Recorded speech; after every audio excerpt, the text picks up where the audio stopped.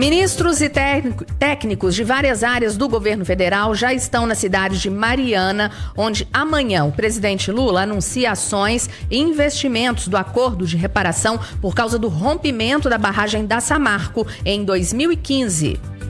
A coletiva contou com a presença do ministro Márcio Macedo, da Secretaria-Geral da Presidência, do ministro Paulo Teixeira, de Desenvolvimento Agrário e Agricultura Familiar, técnicos de diversos ministérios, representantes da Casa Civil, do Ministério da Saúde e do IBAMA, além de assessores da Presidência da República e lideranças de movimentos sociais. Também participou o prefeito de Mariana, Juliano Duarte.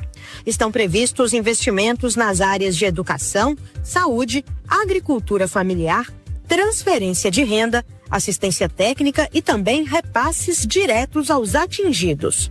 O governo federal informou que as medidas fazem parte de um esforço para reparar os danos causados pelo rompimento da barragem de Fundão, ocorrido em novembro de 2015. Apesar de não ter assinado o acordo de repactuação, a cidade de Mariana será contemplada com recursos federais. Segundo o prefeito Juliano Duarte, o município receberá 138 milhões de reais em investimentos na área da saúde nos próximos 2 anos, sendo 95 milhões em 2025 e o restante em 2026. Questionado sobre a ausência de Mariana entre os municípios signatários do acordo, o ministro Márcio Macedo declarou que o governo federal pretende incluir todas as cidades nos programas de reconstrução da bacia, independente de adesão formal ao pacto. Obviamente vão ter investimentos do governo federal que aqui acontecerão, independente de estar assinado o acordo ou não.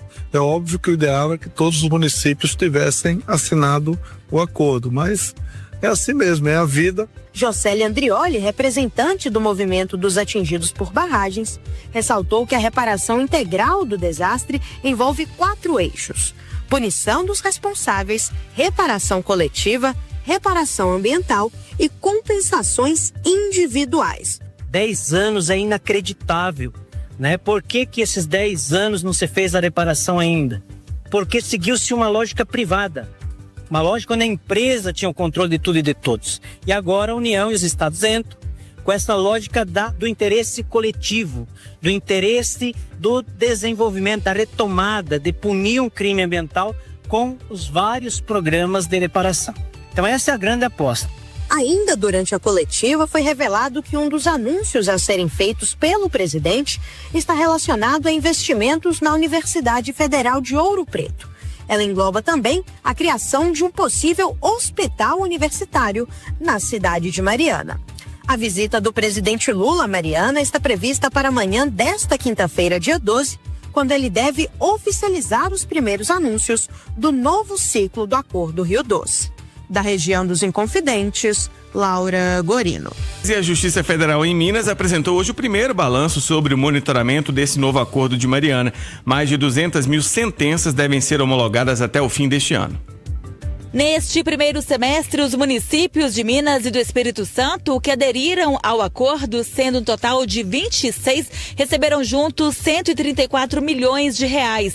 Conforme o Tribunal Regional Federal da 6ª Região, que apresentou hoje o primeiro relatório do novo acordo da Bacia do Rio Doce, as principais atividades neste período foram de estruturação interna para gastar o recurso com a criação de secretarias que farão a gestão do acordo, como detalha o desembargador federal Edilson Vitorelli, que é coordenador de demandas estruturais do Tribunal Federal da 6ª Região. Esse primeiro semestre, nós tivemos pagamentos bastante expressivos e essa atividade de organização interna dos entes públicos para a assunção das tarefas que estão ao seu encargo. Dentro do cronograma previsto no acordo, as atividades estão em dia, estão se desenvolvendo de maneira adequada e a gente espera que a partir do segundo semestre de 2025 nós já tenhamos entregas mais concretas, tanto à população de Minas Gerais quanto à população do Espírito Santo. Doutor, como é que estão? Vocês estão acompanhando as obras do novo Bento Rodrigues? Como é que está isso? Tem tido reclamações?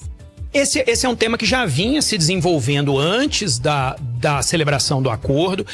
Até onde a gente já acompanhou, ele está em fase final de conclusão. A maior parte dos casos foi atendida e as queixas que nos chegaram sobre esse tema são bastante pontuais. Então a gente espera que finalmente, esse é um tema que foi muito atrasado ao longo do tempo, mas que finalmente ele seja resolvido aí proximamente. Até o momento, já foram mais de 69 mil sentenças homologadas. Até o final desse ano, estima-se mais de 200 mil sentenças homologadas. O desembargador federal Álvaro Ricardo de Souza Cruz, responsável pela conciliação e soluções adequadas no estado de Minas, detalha como tem sido o trabalho e as dificuldades enfrentadas. As dificuldades têm sido, de uma forma geral, a questão da documentação.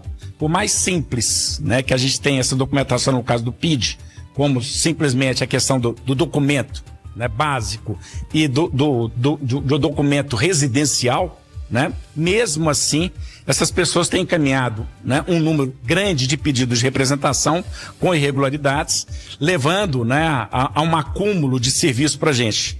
Então a gente espera, nos próximos meses, a gente ter um pico de recebimento disso aí, que possa impactar ou que eventualmente esse prazo de 30 dias que a gente está conseguindo, né, fazer frente ao pagamento disso, entre receber e pagar, aumentar aí para talvez um prazo de 40, 50, 100 dias. Repórter Amanda Antunes.